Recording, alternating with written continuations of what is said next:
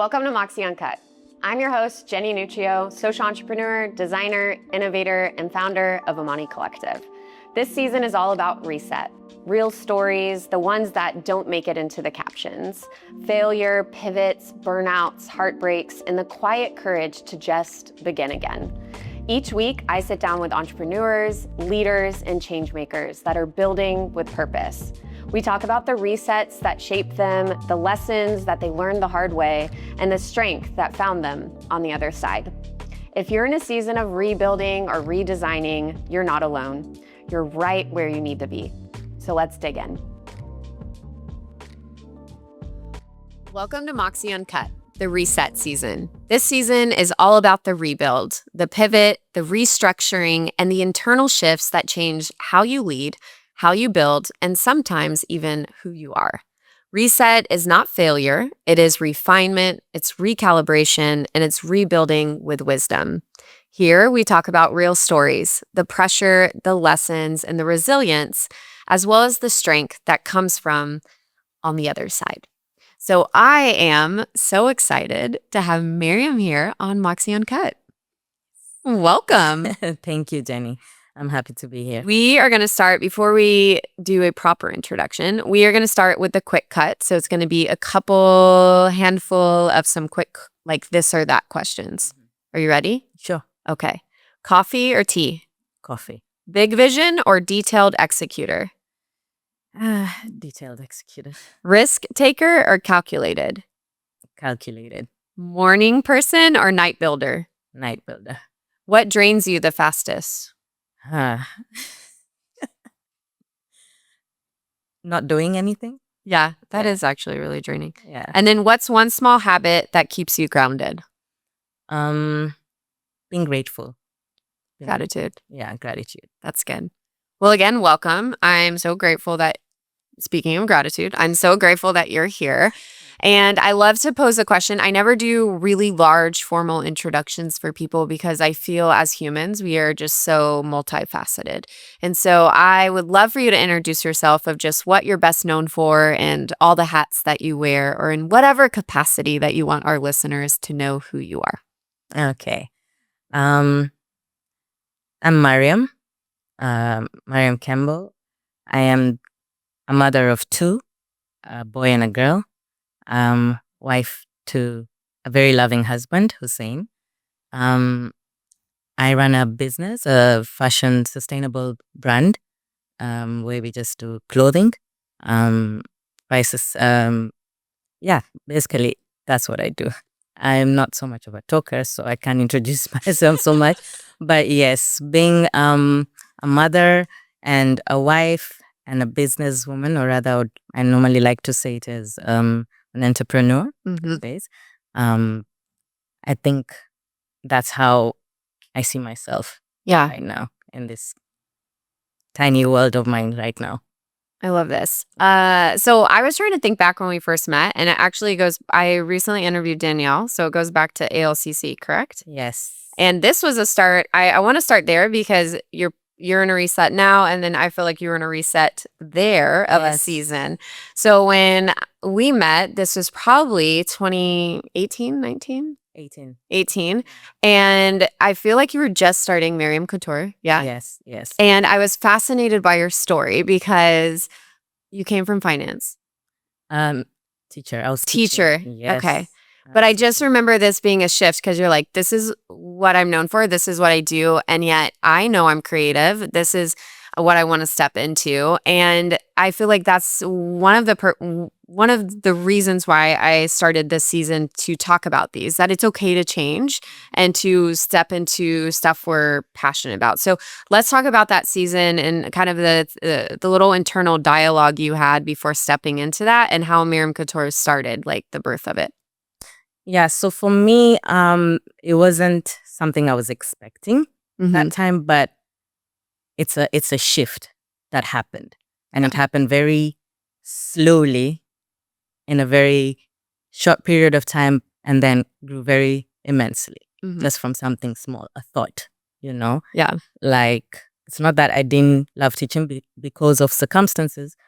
I got married, came here, settled, and the works that I was getting was not what I wanted to do.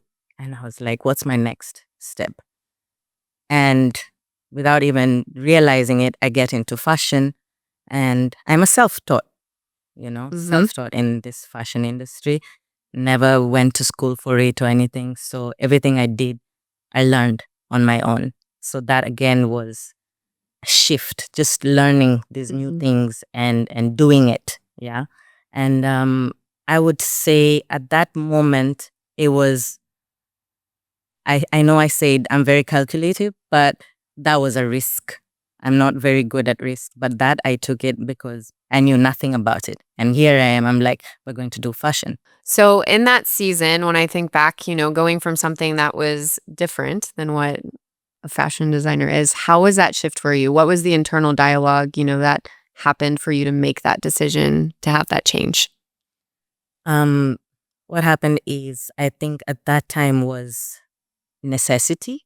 I needed to get something for me to do. Yeah. Because I wasn't getting the right jobs for me in teaching here. In relation to the pay wasn't as good as I thought I would be getting, like what I was getting in Nairobi. And I was like, I'm not gonna settle. Yeah. And before you know it, I'm here doing my own small pieces on the side. And then I would always go to my husband and I'm like, I really want to be a self-made woman. I just want to open up a business. And it's like, but I thought when you're doing your clothes and stuff like that, people are always asking you where you're getting them from. You make them. So, and I was like, yeah, but I don't think I can manage making for people. After a while, I come up and I'm like, I think I have an idea. I'm going to get a sewing machine and I'm going to design clothes. And this is what I'm going to do. I'm going to start off small pieces and just sell them to my friends.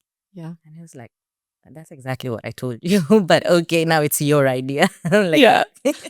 So yeah, started with one machine. It wasn't easy. It was hard. It was just basically getting little drawings, funny sketches. And I'm glad that I got someone who actually understood those funny sketches. And the end of it, the production was what I'm wearing. And I'm like, I like it. And people out there would be like, oh, where did you get this from? And at that time, other new shops had just come in that people buy from. For example, LC, and everyone is like into LC. It's the same clothes. Woolies, it's the same outfits. So people at that time, I think it came at a good time when people were just like, we want something different, something unique. And I was like, yeah, why not? I can do that, know. So yes, I with my friends, I with my family, and before you know it, I'm there buying another machine, and I'm like, this is getting real. This is business now. I'm making money. I'm making my own money. So it was exciting. I'm making that money. Independent, not really like, I'm going to ask my husband for money or whatever. It was just me, making my own money. Then moving forward, the business starts speaking. There's pressure, more clients. So it's a good thing, but I feel at that time, I wasn't ready for that, you know? Like, I wanted the business to boom, but at the same time, it was too much pressure, you know? Come Eid season, come wedding season, and I'm just there with my two tailors, and sometimes just ends up being one because the other tailor decides this is too much, or, and then I can't really say I'm a perfectionist, but you're a perfectionist. way, yes. I tell people it's not perfection, it's being particular. Exactly, so there is a kind of way how we stitch, you know. Yeah. Our detailing, our detail works, all that is what I feel puts Mariam Couture out there as a Absolutely. brand, and that has really helped our brand publicly, And then the thing is that once people were now aware of the brand Mariam Couture, and I was now aware, I need to slow down. I had to pause. Yeah. Like, what am I doing this for? Yeah. What's my story? Yeah. Yeah. And I reflected and I was like, I think I need this to be more meaningful. I need it to be not slow, But yes, I was getting into now. That's the whole point of now where sustainability came in. Because at first we were not sustainable, but it needed to be meaningful. It needed to have some sort of importance. And then it was just at the right time where you're hearing a lot of sustainability, sustainable fashion. There's a sustainable fashion show. And it was just all coming around me. And I'm like, So I researched and I got into it. And I was like, maybe this is what I need. Yeah. I don't need something fast. I need something slow. Yeah. I need something that I can take some time with. And that was one of my resets. Yeah. That shift. I'm not going to do volumes anymore. And I'm not just going to tailor for the sake of. I am going to design with a purpose. Yeah. And hence that's how we became a sustainable brand. I love this. I'm going to go back a little bit when you stepped into actually even starting Mariam Couture.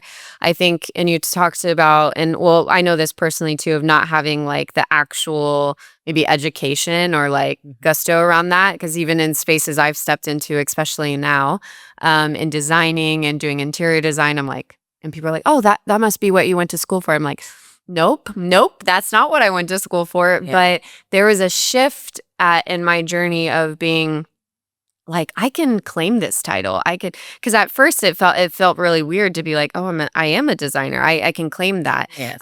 When did that shift for you? Because I'm sure that was a journey too, to be like, okay, I'm dabbling in this now. People want this. When did it shift for you? Or maybe you were just like, nope, I'm a designer. But I'm curious if there was a clear moment where you started almost introducing yourself as that.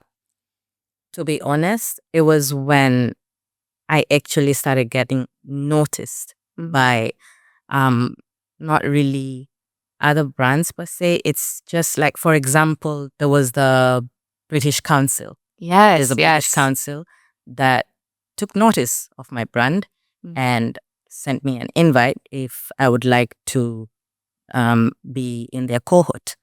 And I was to apply and I got in.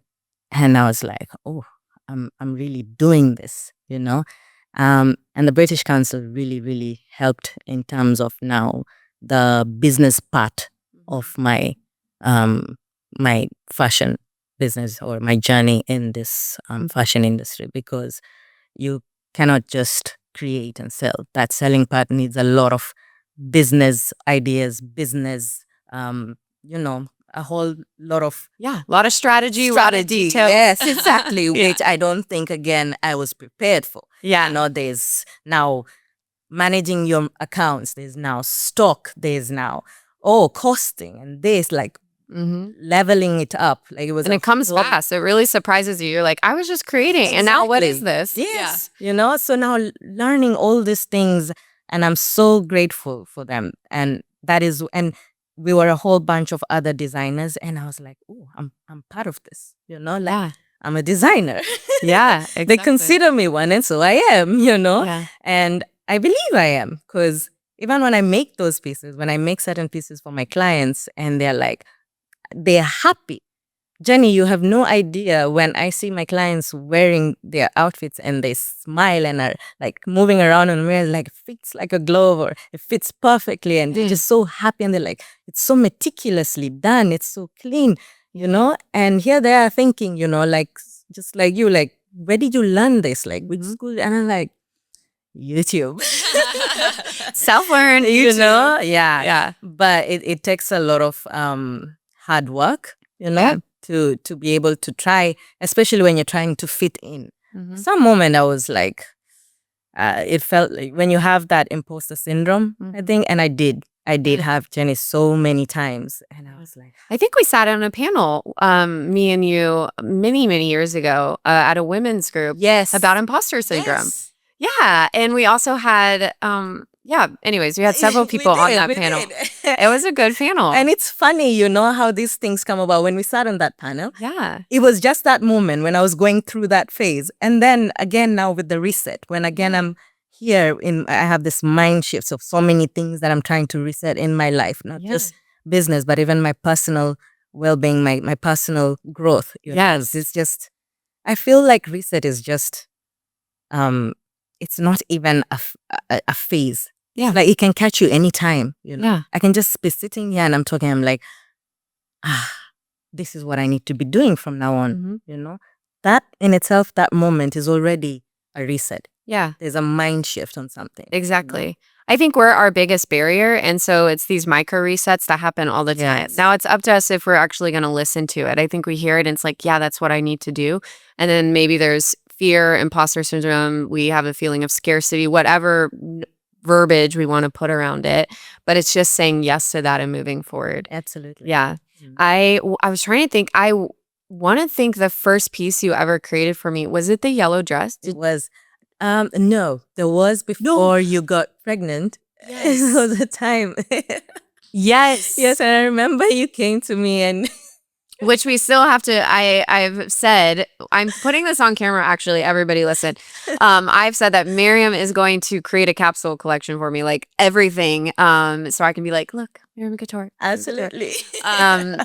I love it. My team, every year I give away my pieces. So they're probably waiting for this. Like I give away my clothes, and throughout the year, I have people listening in this room that they'll point at my piece and be like, when you're done with that, I want that. So I want to be able to rep your things. And Absolutely. we will get there for sure. But I look back at that picture, especially that yellow dress, because it was the first wedding I was ever in to being like a best couple. And so I was so proud because I was like, one, this was like such a bright color, but yellow's my favorite color. I just don't own a lot of yellow, but it was I got so many compliments. And I think that is right. What's so cool about, I think when you have something that you build, but you get to see other people enjoy it. Yes. Is really cool because you're affecting women's self-efficacy, their confidence, and just how the pieces you're putting on them because they fit to them. And I think that's a beautiful ripple of your impact and the generosity that, you're giving back to them. And so I'm just really proud to have seen like your journey and that. Thank you. Yeah. But I want to talk about now. So the other day, it's not the other day, but maybe last year, and we ran into each other at the gym, and I feel like a lot of Mombasa guests have been, guys, gym people. So we're really harping on this season about health and what that means. And so let's talk about that a little bit in your personal life. What are some resets that you're doing, new rhythms, or just a shift that you're having in your mindset that's been happening over the last year? Okay, so over the last few years, it started, I think my shifts have been gradual. Like I have those mini shifts and then I have those major ones. And the major ones normally come like annually, like what am I working on this year? Yeah. Now I don't like calling it what is this? The resolutions. Not resolutions. Yes. I don't do well with resolutions. I was telling people, I was like, I nix the resolutions. Resolutions end because you get to them and then they end. So I like calling them new rhythms. It has to be progressive. Yes. I like when it's progressive and it aligns with your next chapter. Yes. And that's how I work. So like from 2022, when I like fully focused on sustainability, zero waste, my next now was, so that was peaking, business is booming, I've got everything well aligned. I'm like, cool, I've even gotten an assistant now. We're growing, we're good. What next? Next is I need to look after me. So last year's chapter, the shift was me. I had to work on myself. I had to work. It's something I had also started, but like, I think it's like when you pose and like you make it your main goal and you work towards it, it actually becomes, because that is what you're focusing on. So while you're busy there, like, I want to lose weight, it's been the story. But then now when I put it in my head and I became more intentional, I was like, so this year is going to be about my health. I'm going to lose the weight and I'm going to work out. I'm going to gym. And yeah, I want a good body. Yeah. So that's what I did last year. And I lost my weight, Jenny. I lost so much weight. I worked so hard and did all the diets that were there. I was very consistent. You're consistent and you're really disciplined. My coach calls it this sacred selfishness, that it's okay. It's this sacred part of like your becoming and your being to say like, I matter, because we give so much as a human. and you give so much in your business that we put ourselves on the back burner Exactly. so many times. So it was really cool to watch that. Yes. Yeah. And I feel like it's really aligning with my goals. You know, now not can't say a good body, but I feel good. You know, I feel healthy. Thank you. I feel healthy. I feel lighter. You know, I do more things with my kids without panting. You know, it's like I'm so tired. You know, the kids enjoy me more now. Yeah. You know, I'm more flexible. You know, it was also a year of self-love. You know, like pamper myself. Yeah. Go to the spa, have a social life. Because Yeah. my husband would I always found myself in groups where it was my husband's group. Yeah. You know, like, oh, we're invited and I'm there.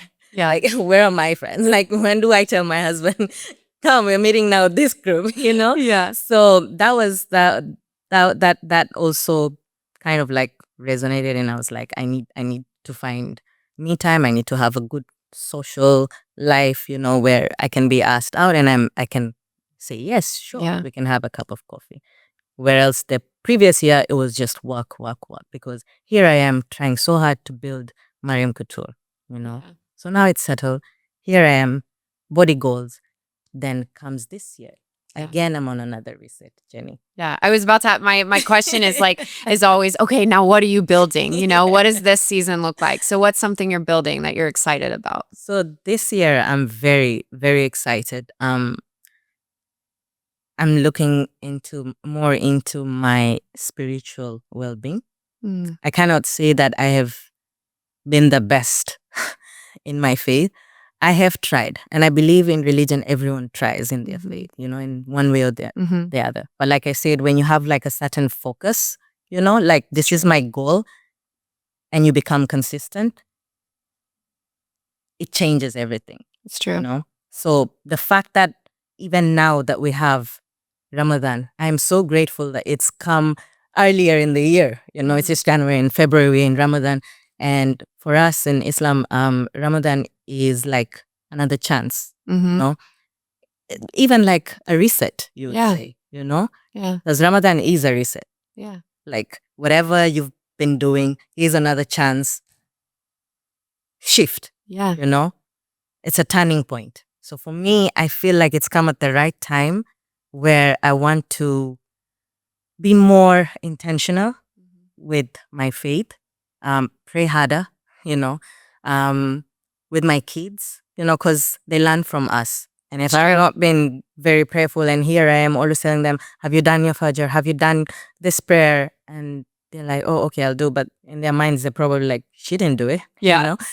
But I feel they see what you do and they It's true. copy. So I'm like, I'm going to be a better Muslim mother. Even without telling them, I have to show them more, you know, and not just for them, but really, Jenny, for me. I feel like I have been grateful, but not grateful enough. And we can never, ever be so grateful enough to God because of the immense things that He does for us. You know, everything that we go through is because of Him. Yeah. He allows it to happen.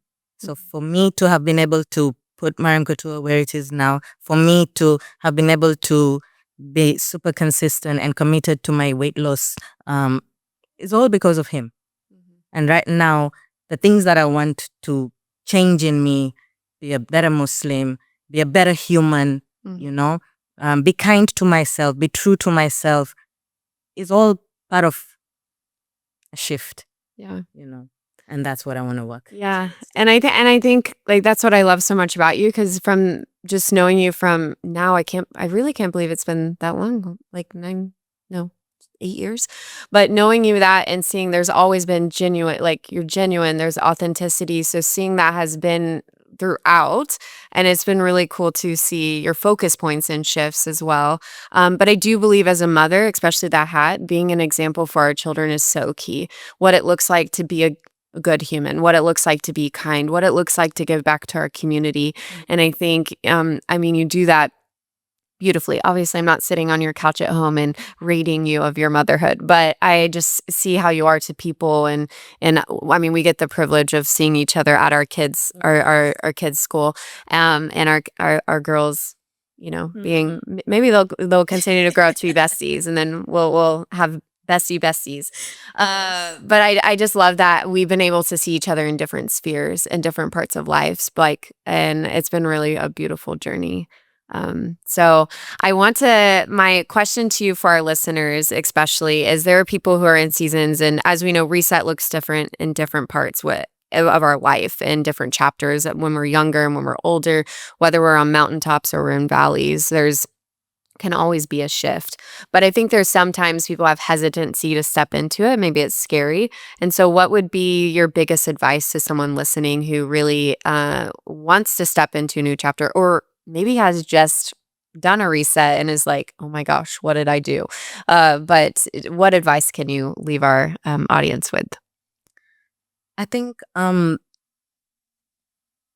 good advice, I cannot say the best because maybe there's better advices than this, but for me, I would think a good advice that I can give is, first of all, take a pause, reflect.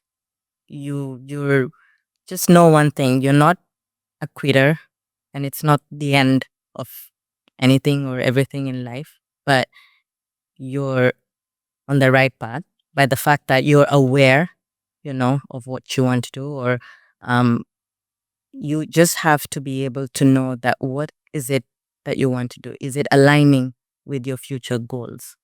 Is what you want to shift aligning with who you want to be? Is it something that is of more beneficial to you and your physical, spiritual, mental well-being? Will it put you in a space that you're content? Because humans, we're known for not ever being content. But if you can shift your mindset and be like, so I'm gonna shift. This is what I want. This is what I want to do. But will it make me happy? Happy enough to not just want more for the sake of, will I be happy with this? Yeah. And once you achieve that goal, once your goals are aligned, what next? You go slowly, and you'll be able to tell yourself, this is working for me. Okay, how do I progress from here? It should always be a matter of progression and not, I'm stopping this. It's not working. But how do I move from here? What's the next best step? This was good. It wasn't bad because you learned from it. It's not failure. You learned something. Every day we are learning and unlearning. So if I have learned this was not good, but I have learned, so what's my next step? Yeah. How do I progress from here? So reflect, take your time, and you move. It's good.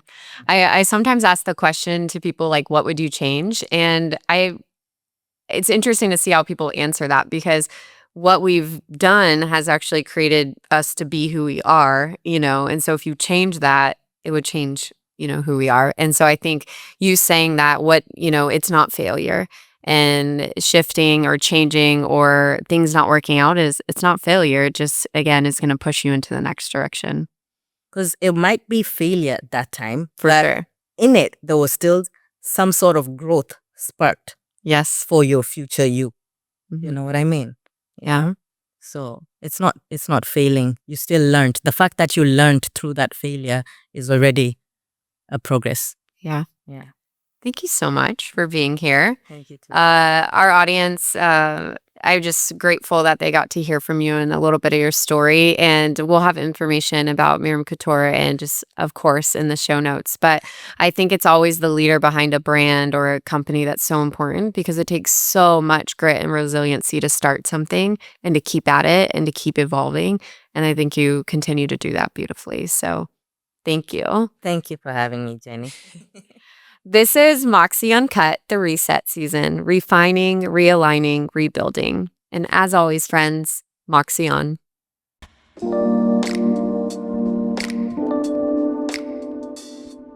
Thanks for being here with me on Moxie Uncut. If something stayed with you, please pass it on. These stories are meant to be shared. And if you're in a season of rebuilding or becoming, then just keep going. I'll see you here next week.